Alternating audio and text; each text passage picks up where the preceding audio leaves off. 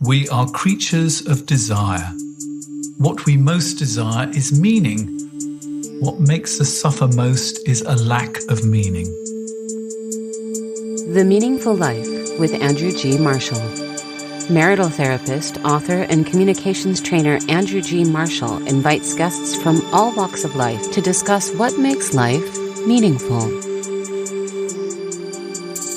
Hello, I'm Andrew G. Marshall. Welcome to The Meaningful Life. We're available on Apple, Spotify, Podbeam, Amazon Music, and wherever you find your podcasts. Do we need a more honest conversation about divorce? From my experience as a marital therapist, I would say yes. There is still a lot of shame attached to the subject, a lot of pain too, so it doesn't make for a nice conversation. And lots of my male clients in particular will say to me, why did nobody tell me the truth about divorce? There can be a lot of hope too. If we split up and get divorced, we can stop fighting, start to cooperate, and that will benefit the kids. So it can be a shock when the divorce doesn't quite turn out like that. My witness would definitely agree that we need to change the conversation about divorce. Samantha Baines is an activist, an actress, and a broadcaster, and host of the podcast The Divorce Social, which won a top award at the International Women's Podcast Awards and bronze at the British Podcast Awards for Best Sex and Relationship Podcast. Congratulations on the prize. I was honoured to be nominated in the same category. So, what made you decide to start the podcast? Hello. Lovely to meet a fellow category nominee.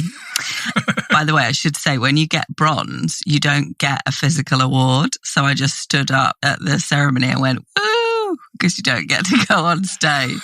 But it was very nice nonetheless. I started the podcast because I got divorced and I was in my early 30s and I definitely felt very different from all of my peers. I didn't know anyone else who was going through divorce at the time. My parents had separated but didn't officially get divorced. And then my dad died.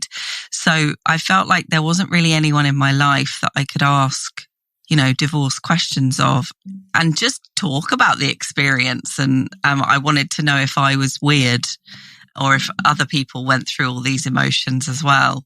And I realized that a podcast is a great way to make people talk to you because it's an excuse. So I always say that I actually set up the podcast quite selfishly initially, just to meet other divorced people and be like, am I strange? Do you feel this too? And it's now kind of become so much more than that and a way for other people to feel the same as I did, feel like we're not alone, open up. I wanted it to be honest, no jargon. I'm not a therapist or counsellor in any way. I'm just a normal woman who got divorced and I talk to normal people, albeit a lot of the time in the public eye, who have got divorced too. So it's just a very honest conversation about it.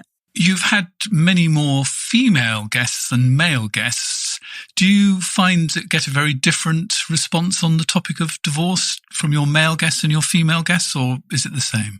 It's interesting. I find it harder to find male guests. And I should say all genders are welcome.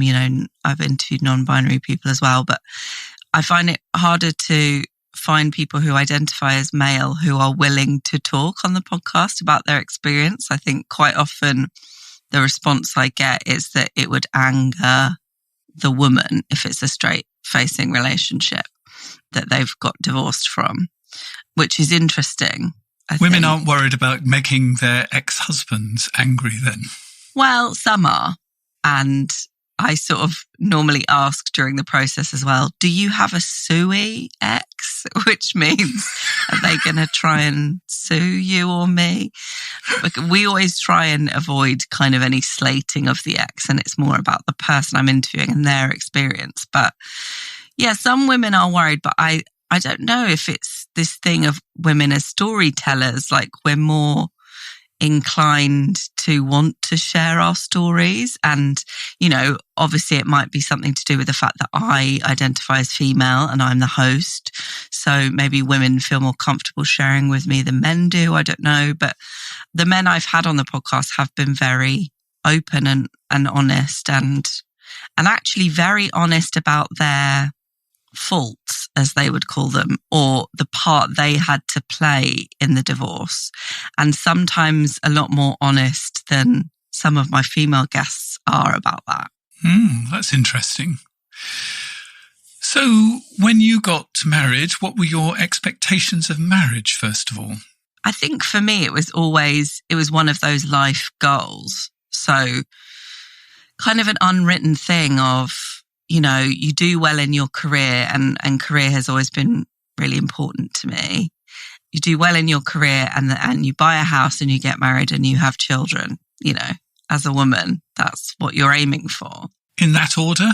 Yeah, probably. Buy a house before you get married. Yeah. So I don't have children. So of my ideal plan, I've already failed there. And I did buy a house with my ex. And I still own a house now as a divorced woman. So tick. And then I did get married and I've now got divorced, but I still view that as a tick. So I've achieved 2 out of the 3 of what women are normally told that we need to achieve.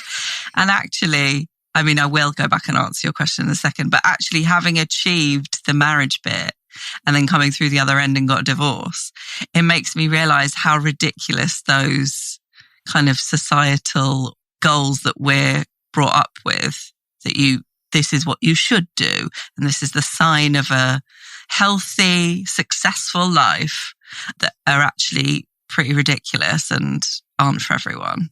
And that's not to say I wouldn't get married again. It's just having come through it, I'm like, wow, did I need to do that? I'm not sure I did. So I think when I went into the marriage, my ideals and my beliefs of what married life would be is this idyllic, everything's sorted now because we're married and we've committed to each other and we're just lovely, content life and we don't have to worry about our relationship. We only have to worry about other things around that, and supporting each other and that kind of safety. We're more set in life now. That's what I believed and I wanted, and I didn't get it. My reaction is, oops. Yeah. Because the sort of idea that, we're now married and now it's happily ever after and, as you say, tick, and we can put our relationship to one side and focus on other things. Well, I spend my days talking to people who felt exactly that, and then they get a nasty shock. Yeah, I was completely wrong, and I'm happy to say that. And I'm interested in where these ideas come from. And one of the things about the podcast is, as you said, opening the conversation around divorce, because I didn't know any of these facts about divorce or experiences that other people have had about divorce, or I'd never really heard those conversations happen about divorce and marriage after the, romantic comedies always end at the marriage, at the wedding. They never go on into married life. So we don't really see a portrayal of marriage and divorce and how you make that work. And the conversations aren't really there, which is, part of the reason for my podcast. Yeah, I think the conversation about what marriage is like sort of happens in soap operas. There's a lot of what happens next in soap operas, but they're always rather dramatic. Somebody gets kidnapped or a lorry is driven into the front of their house or something like that. And there's lots and lots of drama. And so people feel, at least this is what I'm told over and over again, is we thought it was okay, often because they've been focusing very much on the children, and then suddenly they realise that it's not okay. It's that day-to-day stuff that is difficult. But anyway, we're not here to talk about marriage. We're here to talk about divorce. But just on that, I think it's true. Like soaps, it's like something huge happens, like a kidnap or someone cheats, which obviously happens to a lot of people. But in the day-to-day, when you're just unhappy every day, making a cup of tea, making dinner, whatever it is, doing the washing, and I mean both of you, I don't mean me as a woman doing all those things, then you think, well, it's fine because no one's cheated or kidnapped my ex. Because no one talks about, what happens if you're unhappy every single day when nothing's going on. Yep. And at that point, a conversation is generally a good idea. But unfortunately, lots of people just put their heads down and say, it's supposed to be okay. It's just me. And people don't have the conversation until they arrive at my office, sometimes too late. But how long were you married for? I wasn't married for long, actually. I had a big life occurrence. My dad died. Oh, I'm sorry to hear that. Thank you. So we were engaged to be married and my dad was very ill. He got ill sort of very quickly, had a lung disease, and he was in a home. And we were planning a wedding. So we lived in London and we were planning a wedding in Edinburgh because it's where we'd first met. And it was looking more and more likely that my dad wasn't going to be able to make that just because, he was getting ill and he might die. But more so we were thinking because it's a long way and he was on oxygen and there was so much to organise and it would be a really big kind of thing for him to do all that travelling and really take it out of him. So we actually had an impromptu wedding that we organised in 2 weeks in a registry office, which was the official bit of our wedding that my dad could come to. And that was really amazing. And I felt very happy at that ceremony. And I felt all the, best day of my life, sort of very happy getting married. And then in between that ceremony and the planned big wedding, my dad died. There was about a 6-month gap in between them. So there was lots going on with me and lots of shifts happening with me to do with, losing my dad and grief. And I was in counselling for grief. And so, there was lots going on. And then we had the ceremony in Edinburgh and I wasn't happy on that day, but I attributed that to losing my dad. Yes. And I still don't know how much of that was losing my dad and how much of it was I was having second thoughts about the marriage. But by that point, I was already married officially. And this was the big party. And then just to answer your question, we were married for like a year and a half. I mean, what I was going to say is that losing a parent, particularly, and I'm just going to have to guess, I would think you're probably about 30 at that point. Yeah, 29 because he wasn't there for my 30th birthday, yeah. I mean, that makes you realise just how limited time is on this planet. I mean, we sort of intellectually know it, but being at a parent's deathbed, really reminds you of that. And that focuses your mind. You can't go into that sort of I'm unhappy, but, there's always tomorrow sort of kind of thing that we were talking about is not portrayed in the soaps.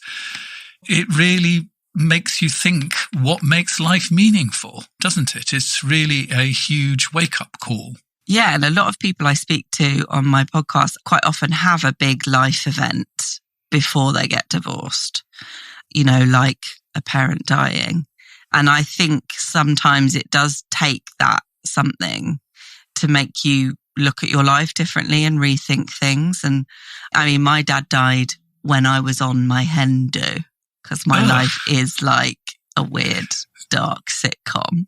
I was going to say, yeah, that sounds like a soap opera, doesn't it? Yeah. So that was strange. And in hindsight, my friend joked to me, she's a very good friend, so she's allowed to make this joke, that, your dad died on your hen do. Was that not a clear sign that you shouldn't get married? But I was like, yeah, actually, I never thought about it like that.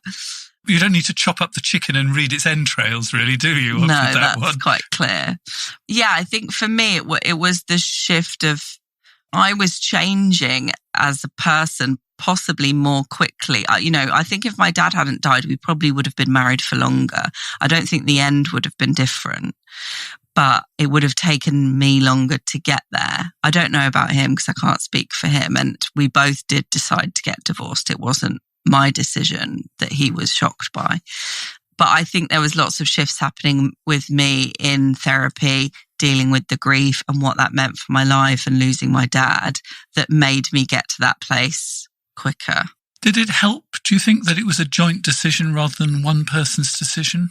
Well, in some ways, yes, because I interviewed a lot of people who've been kind of blindsided by that decision. I know it comes as a really big shock, but even though it was half my decision, it was still a shock in a different way. You know, it's a shock to the system and a shock to your life. And you sort of think about all the ways that you'll go on being on your own. But in reality, you can never really plan. You can do like, what are my finances like? Where can I live? But then when you are on your own doing those things, you know, new things spring up and you can't plan for everything. So it's still a shock to the system, that kind of losing of this other person, even if it's your decision. Because, you know, we were together for nearly a decade. So all of a sudden, I'd lost my dad and now I'd lost or given up or whatever you want to call it, my other half. So these two strong male figures in my life were suddenly gone. And that was a big shock. And I didn't realize I'd find that sort of feeling shocking. And you've got two sets of grief at the same time, because even if it's something you want, you still need to grieve the end of your relationship, don't you? Yeah. And actually, I think, you know, while I said things were shifting for me and I was realizing, you know, what was important in life, I think also going through the process of that grief and my partner not being there for me in the way that I felt I wanted them to be there. That's not to say he wasn't there and he wasn't trying, but that also made me think about the relationship and the ways that it worked. And I was like, this is the biggest thing that's ever happened to me. And I don't feel supported in the way I want to be supported. And, you know, we did have conversations about that. And I think that sort of also highlighted to me that you can be in love and you can really love the person, but there are very practical things that comes along with being in a relationship with someone and being in a long-term relationship with someone. And obviously communication is one of them, but then you also have to be willing to meet in the middle and explain what you need and the other person to then try to achieve what you've explained. And that wasn't there. And that was a real struggling point. And I think we both realized that. It wasn't like I was like, you're not there for me, that's it. You know, he was like, I can't seem to be there for you in the way that you want. And there was this really big block there. And it does make you think of the future and is this going to work? And obviously there's lots of other things that play into it. It's not just that. But yeah, I think that whole process was kind of a catalyst for us sitting down together and saying, I think we should separate. And do you feel a stigma or a shame about divorce and actually only being, I was going to say only, but only being married for a short time? Interesting, you had to tell me that you've been together for 10 years. Yeah, and I think it's interesting. I've spoken to a lot of people who've been together for a long time and married for a very short time. And then obviously the opposite is true, together for a short time and married for a long time. And I think, yeah, people do assume if you've not been married for long, it's not as painful. And obviously I haven't been married for a long time to compare it, but it was very painful. So I don't think kind of length of time has a huge bearing on the emotions that you go through. We still go through all of those emotions. There's just different parts. I don't feel ashamed about divorce, but I think a lot of that is through doing the podcast and talking about it so openly. And I even have a necklace now that says divorced that I wear to events that I go to as a podcaster. And, you know, I kind of celebrate it. Is that divorced with a question mark or just divorced? Just divorced. Like it's happened to me. It's like I'm branding myself, like society has branded me. You're a divorced woman and that means certain things to certain people and their stereotypes. So it's kind of like I'm rebranding myself with a bright orange necklace that says divorced, and I'm happy about it. But I do think there still is a huge shame around divorce that comes from society. and also depictions of divorce in media.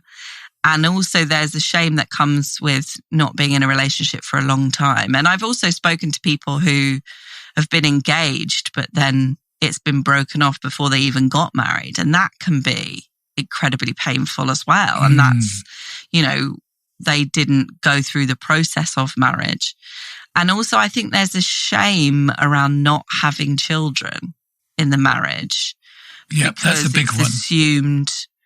It's assumed that your marriage didn't get to that point where you would have had children, which isn't necessarily true for everyone.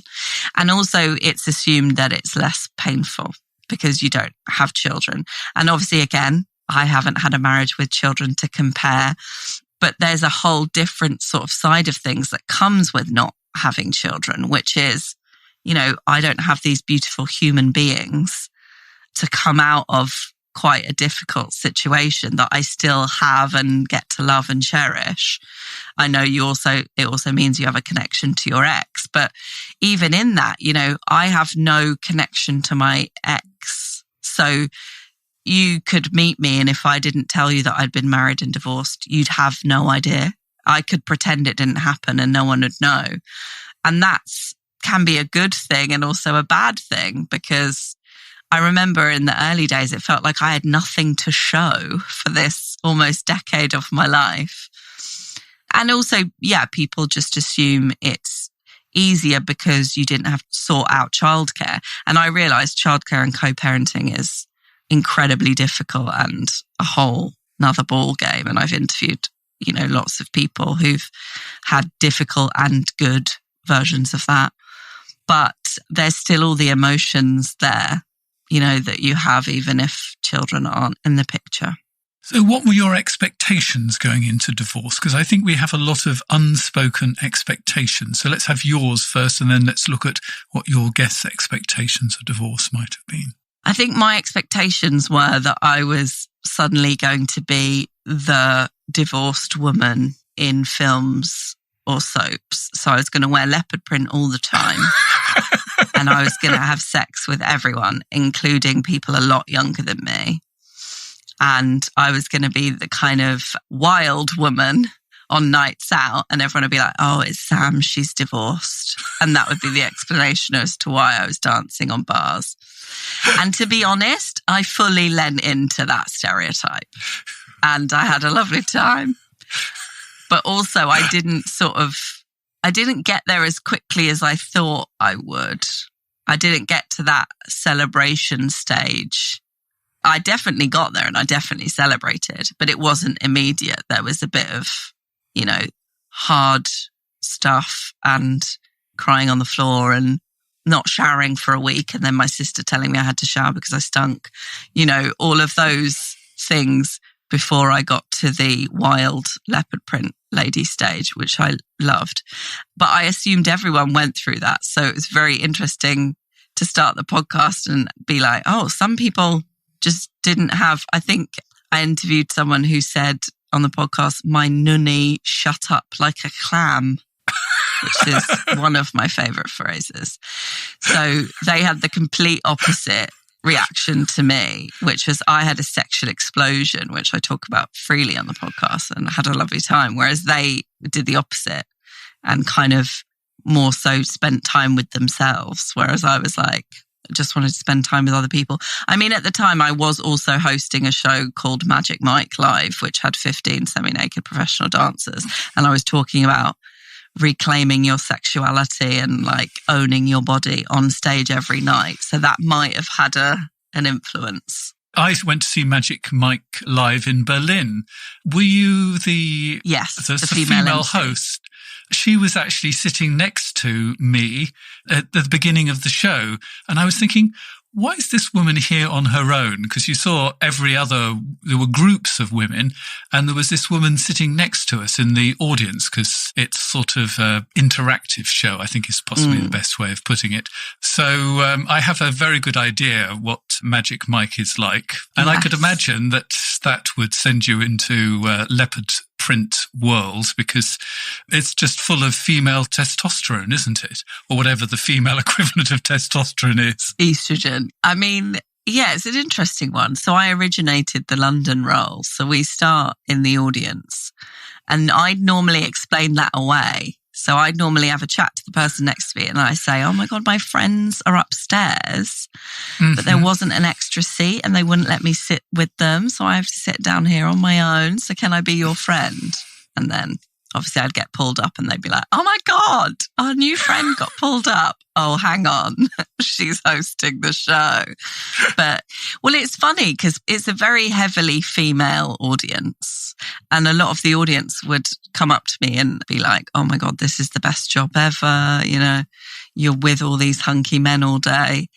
And interestingly, so I'm bisexual and I came out publicly as bisexual after my divorce.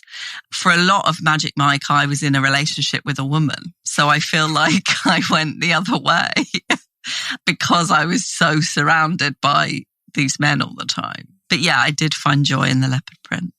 So did your divorce bring up some of the unresolved material or past pain from when your parents split up? I don't think it did necessarily because they never got divorced. But they did split up. And how old were you when they split up? I'd left the family home and I think I was at drama school. So I would have been like 22. But well, for me, I'd wanted them to split up for a long time before. And maybe that's why I made the divorce decision. I don't want to say more easily because it wasn't easy, but I didn't wait as long as I could have because I'd seen my parents incredibly unhappy and I wanted them to split up to be happy. So for me, it sort of didn't come soon enough.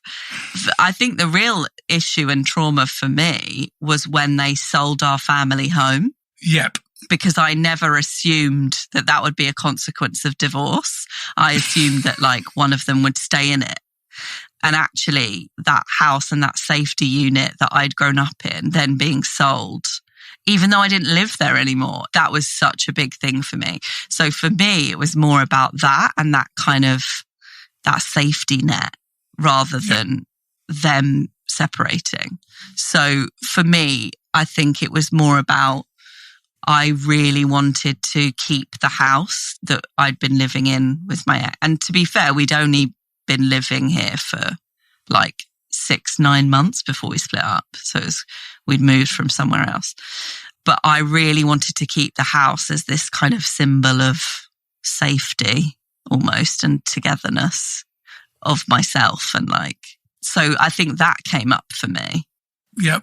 We've just sold my family home from when I was a child. My father died just over a year ago. I'm sorry to hear that. We lived in that house from when I was 6. And when my father died, I was like 62.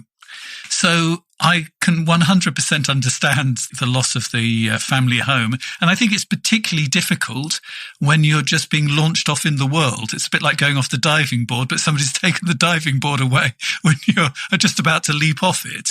I mean, it is difficult. Yeah, because I was like, what if everything goes wrong and I have to move back home? And, you know, both my parents then bought or rented houses with a room that I could have moved back into, but it just didn't obviously feel the same. You want the womb, really, don't you, in a time of crisis? Yeah. And somebody sold the womb. How dare they? I know. Why couldn't they just keep this expensive house and then have enough money to buy other houses to live in? So rude. I know. And it sort of highlights that whatever we think are expectations of divorce is it has that way of throwing up shocks and surprises. Yeah. And even if we want it, we do have to grieve. And we live in a society that's not very keen on grieving. We want to push it to one side. And so unless we have this honest conversation, divorce is going to be harder, not easier. This idea that, you know, if we just big it up and we just talk about the leopard skin and, you know, having a great time and the great opportunities, you know, there are opportunities, but there's also pain too. And, you know, that's why I think your podcast is so brilliant, because this is a truly honest conversation in all its many forms. It's a sort of an idea that could run forever. Do you think you could talk about divorce forever? I don't know about that. It's funny. My friend said to me that I've managed to monetize divorce, but anyone who does podcasts will know you don't make money from podcasts unless it becomes like a sensation and you get your own TV show. But what keeps me going is kind of messages that I get from people listening and emails and, you know, on social media saying that, you know, someone even said to me the podcast saved their life after their divorce, you know, when they felt so low and so alone. And it seems to mean something to people having these conversations and has an impact on their lives. And I remember when I first thought of doing the podcast selfishly for myself to talk to other people about divorce. And, you know, I am a broadcaster and I interview people. So that was a kind of straightforward setup for me. So I was like, I'll just interview people about divorce because that'll be interesting for me and help my process, which it has massively. I've learned so much from all the people I speak to and processed a lot of my own stuff. But I remember I said to someone my idea for the podcast and they said, who wants to listen to two women moaning about their exes? And I was like, oh, wow. Like that's what people are going to think of when I say I'm doing a podcast about divorce. And I thought, I'm just going to do it. And actually, it couldn't be more opposite from that description. You know, we don't talk about the ex, we talk about recovery. And I know you said about we need to talk about the bad bits of divorce. But for me, I really want to also talk about the good bits because there are really good bits. And I don't think anyone goes into a divorce thinking, oh, it's all going to be amazing. You know, they know it's going to be sad and hard because all breakups are sad and hard, you know, even when you're a teenager, even if you break up with a friend. But there are really great bits. You know, in my new series, I've interviewed Sarah Miller, who is a lifestyle designer and she designs ceramics and bed linen and wallpaper, and it's like, you know, all available in John Lewis. It's like fancy, lovely stuff. And she only started her business because she got divorced, and that gave her the confidence. And Sarah Millican, who I did my first episode with, the comedian, she only started stand-up because she got divorced. And she thought, I feel horrific. So what's the worst that could happen if I give stand-up a go finally? And there is a real power in that place of sadness and emptiness, but also potential for the future that does push you to maybe do that thing you've always wanted to do, or to look inside yourself and address those things that you've always wanted to work on, or whatever it is. And so there is this really amazing thing that also comes out of divorce that I think isn't ever portrayed in the media, because we see just leopard print women shagging. Because when a door closes, a window opens. So what's the best piece of advice that you've been given from your podcast? Oh, there have been so many, but I think a useful piece of advice for the divorce, but also then for me, because I'm in a new relationship now. And congratulations. Thanks. But that's bringing up its own, because I saw this as, I was like, when I'm in a new relationship and I'm in love, that's it, right? I've completed the circle, job done. But absolutely not. Like, it's bringing up so much stuff from the divorce and from my past relationship. So it's really interesting. But I think I've carried this bit of advice into new relationships, which is, I can't remember word for word, but it was Sarah Millican. So it's the first episode I ever did. But she said, if someone doesn't think you're amazing and doesn't want to be with you because you're incredible, why would you stay with them? And I love the simplicity of that. And I was like, wow. Yeah. You know, I remember when we were initially having separation conversations in my marriage, my first thought was I felt like I couldn't say out loud all these thoughts I'd had.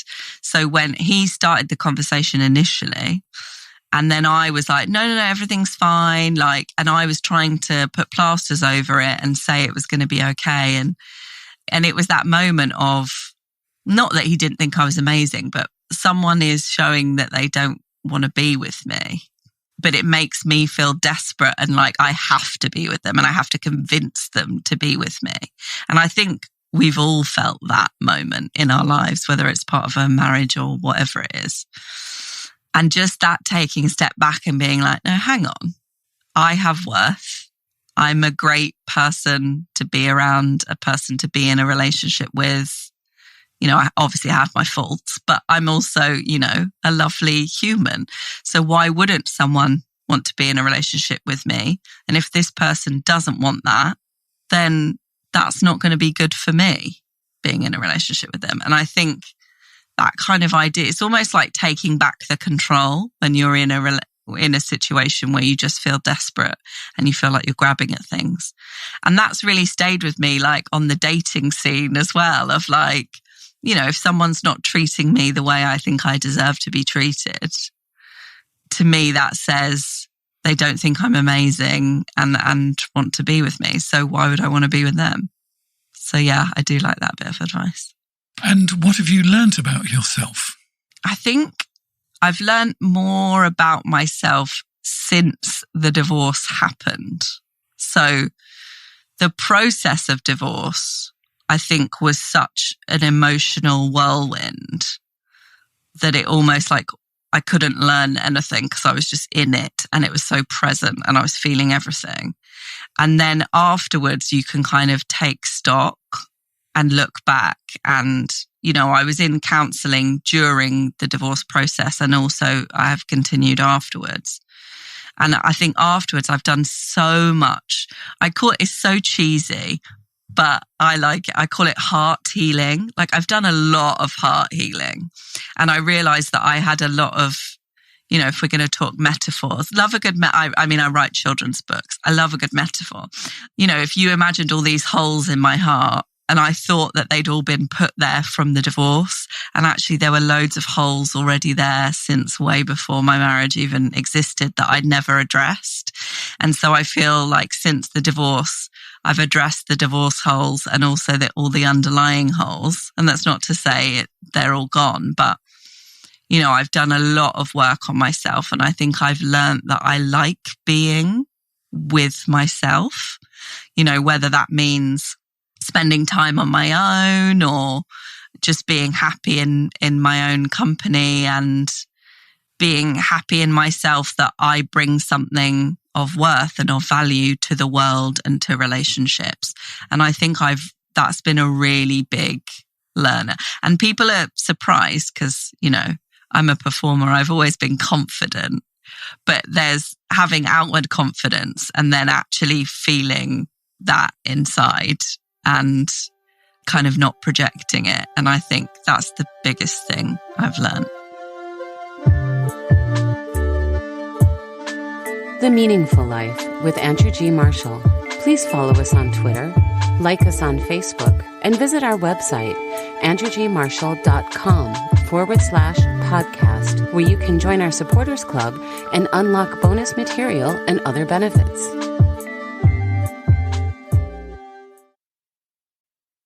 How can I help you have a better relationship? There's nothing I like better than talking to some of the world's top sex and relationship experts. It helps me learn and grow, and that's why I've started this podcast. But what makes my life meaningful is writing and teaching. That's why I've written 20 books on relationships, which have been translated into 20 languages. They fall into two categories. Firstly, improve your relationships. In this category, I'd like to recommend Happy Couple Handbook, Powerful Love Hacks for a Successful Relationship. I cover constructive arguing, be a better listener, use carrots rather than sticks, and how to forgive and move on. In the second category, which is called Rescue Your Relationship, I have books like I Love You But I'm Not in Love With You, my international bestseller, Can We Start Again? 50 Questions to Fall Back in Love, My Wife Doesn't Love Me Anymore, And my husband doesn't love me anymore and he's texting someone else. You can find out more about these books, along with details about how to get involved with the show and send in your question to be discussed with my guests at my website, www.andrewgmarshall.com. So one of the great things about The Meaningful Life is you can get involved. You can become a supporter and provide some money because it costs money to put this podcast together. You get a whole load of bonus material. We'll talk about that a bit more in later. And we're always very pleased to hear from you with ideas for podcasts. I had one the other day suggesting doing something on neurodiverse couples, and we're in the process of organising that. Perhaps you've got an idea or you'd like to write a letter to us. And here is this week's letter. I'm hoping you can help me or advise me or point me in any direction. I was with my husband for 30 years, from when we were both 16. Married for 22 years with 2 boys who are now teenagers. I thought we were happy. We did everything together. He actively sought my company out right until he dropped a bombshell 14 weeks ago that he no longer loves me and was leaving and left that night. This was a bolt from the blue for me. Our family, our friends, everyone is shocked. He doesn't seem to have anyone else and says it's not about that. He just needs to live alone, separate from us. He doesn't want an official separation or divorce, but to remain married on paper. I just want him to talk to me, to give our marriage a chance, but he says it's done. There's no chance to give. I'm just so lost. I don't know what went wrong and would do anything to fix it. Well, first of all, I'm so sorry that that's happening, because that is hard stuff. And I'm sending you a huge hug to that person, because 2 hugs. Yeah, because I didn't go through that exact experience, but I know all the pain and questions that you have. So that is hard, and well done for getting up every morning and for managing to send a letter or email, because at these times, even that is mammoth. And well done for reaching out, because I think that's such an important thing as well, because we can bottle up all these emotions, and actually, getting in contact and saying any tips, even to close friends and family. And everyone will give you, and listen, this is the other thing, everyone will give you their advice, and their advice will all be fueled by their own experience. So you have to know what to take and what to not absolutely ignore. And that will be the same for me and my advice. I guess my biggest thing is you're not alone. Unfortunately, this happens to lots of people, and all those people have survived and have gone on to live full lives, whether it's with their partners or not. So that's something to hold on to. I mean, I know what my advice is, but I don't know if this is the time that this person will want to hear this advice. But I think if you want to give the marriage a chance, then you should absolutely fight for that, because that's your belief. But if one person in the marriage doesn't want to be in the marriage, then the marriage has to end. Unless he changes his mind, the marriage has to end, and he needs to make up his mind. You can't change it for him. You can fight for what you believe in, but you can't change his mind for him. He has to come to that decision. So I would remember Sarah Millican's words of, if someone doesn't think you're amazing and want to be with you, then why would you want to be with them? That's not to say he doesn't still think you're amazing. You said he sought out your company. And of course, because it sounds like you're an excellent human. Why wouldn't people seek out your company? But if he doesn't want to be with you, why would you want to put yourself through that? And I think a lot of that is to do with, we want to hold on to a marriage. We want to hold on to a certain situation. We want to create a unit for our children. And again, fight for that if that's what you want. But again, you deserve happiness. You deserve to be with someone who wants to be with you. You deserve to have an environment where you feel comfortable and valued. And your children deserve happy parents. And I guess that's my advice. Also, I think a lot of the time in these situations, we ask for advice from people, but we know deep down what we're going to do. And one of my best friends and I, we have these questions that we ask each other, and then we always say, you know what you're going to do. What is it? Because you do, you know, deep down, you know the avenue that you're going to take, whether you're going to fight for the marriage and try and push him to do counselling or whatever it is, or if you're going to start divorce proceedings or, you know, whatever all those options are. So I think you know deep down, and you know better than anyone else because you're in it. But you will be happy in the future. Whatever you decide, eventually you will get there, and hold on to that. So I'm going to give one piece of advice, and I'm also going to give a shot at trying to explain what's going on, because unfortunately I've seen quite a lot of this before, and I've met your husband. I mean, not literally, but I've met people like him. So my advice is I want to unpack your last sentence. I don't know what went wrong and would do anything to fix it. So I want to chop those into two halves, because the biggest problem you're going to have is putting those two bits together. I don't know what went wrong, and he will start to tell you, and then you will immediately want to fix it. So he will say something like, I've lost myself. And then you will immediately want to say, well, you can still find yourself in the marriage. And the problem is you trying to do anything to fix it, which is wonderful and absolutely brilliant, will stop the conversation. Because as soon as he says, you know, I need to find myself, you will immediately come up with 17 ways he could find himself and send him 5 podcasts and 395 articles. And that is a beautiful, loving thing to do, but is going to shut him down. So if you do want to know what went wrong, and I think that that would be really helpful for you, whatever happens, you have to say, after he's told you what went wrong. And you have to say, tell me more. And can you give me an example of that? So you've got to listen. And that's going to be really, really difficult. And it might not be that you're ready to actually listen. But my biggest piece of advice is not to try and fix it at the moment, just to really, really, really, really listen, because that will have 2 benefits. Number 1, it will help him to listen to himself and to understand himself. Number 2, it will help you understand the situation. And when you truly understand the situation, whatever happens next, it'll make it easier. You won't have any unanswered questions. Now, it could be, when you actually understand it, that it might be possible to fix it. But if you try and do, I don't know what went wrong, and would do anything to fix it at the same time, you can't, in fact, do either of them. So that's my really big piece of advice. Can I add in a thing here about language as well?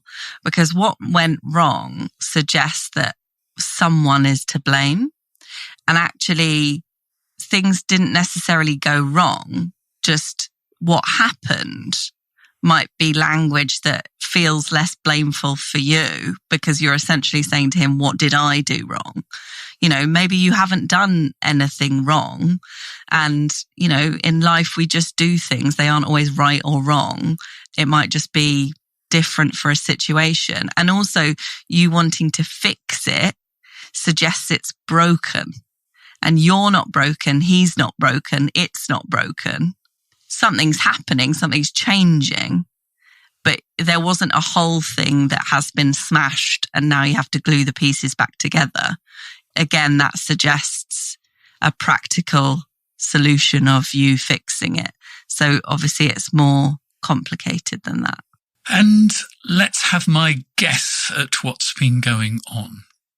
Now, there are people who like to please. They want to make other people happy. Sometimes they've been trained from childhood to make people happy. And how do you make other people happy? you focus on their needs and you push your needs to one side. And what happens is if somebody says, shall we go and visit my mother this weekend? They say, yes, that would be lovely. And they don't mind. They might even quite enjoy it. But there are times when they don't want to go and visit your mother that weekend. They'd rather, I don't know, go fishing or whatever. Now, if they said to you at the time, actually, I don't think I'll come this weekend, I fancy going fishing, you would probably say no problems. But unfortunately, because they want to please so much, they don't tell you about their desire to go fishing. They push it to one side. And, you have no idea how much they want to go fishing. And I'm just using that as one example. And there are 10 million examples. Sometimes these people don't even know they want to go fishing because they're so focused on somebody else's needs. They're not even aware that fishing is something they would like to do. So it's not sometimes even that they have actually suppressed their needs. They just don't know what their needs are. And you can imagine you could carry on quite easily for a long time, just, because you're a dutiful person and there's lots of things that need to be done. And if you've got 2 children, the number of things to be done are never ending. And you can keep going like this for a long time. And then suddenly, when you have not listened to yourself, you've not spoken up, it suddenly turns into a crisis where you have to leave tomorrow, which sort of seems to be what has actually happened. So my suspicion is your husband is going to have a huge problem explaining all of this stuff because he's probably got a lot of thinking and a lot of processing to do. So this is going to take a long time. But I hope that having some sense that actually this is probably going to be a lot about him and very little about you will also help as well. There is not going to be a short answer to this, and trying to get to a short answer is going to make everything worse. So actually, I've got a second piece of advice. Whatever you do, don't rush into anything. Take your time, listen, and get lots of support for you, actually. I think, if anything, I've got even more advice. Get some help yourself. Somebody who's going to listen to you about your pain is going to, from time to time, when you're going to be trying to say, how can I make him feel better, actually focus it back on you. Because often I find that when you've got one partner who is focusing on making the other person happy, you've often got 2 people that are like that. It could be that you have also been focused on making him happy, making, back to my example, your mother happy, making your sons happy. And actually what you want is something that you've never really thought about either. So some counselling for you too might be helpful as well, because it's going to support you and it will check out if you've lost yourself as well. Because actually, if you've both lost yourselves, then it's possibly that if he is going to come back, you're going to have to do some work to be ready for that new relationship, because you can't fix the old relationship, but you could have potentially a new relationship together. But we don't know about that yet. I hope that was helpful. Unfortunately, we're beginning to run out of time, so I have to ask you, what makes your life meaningful? Wow, it's such a big question.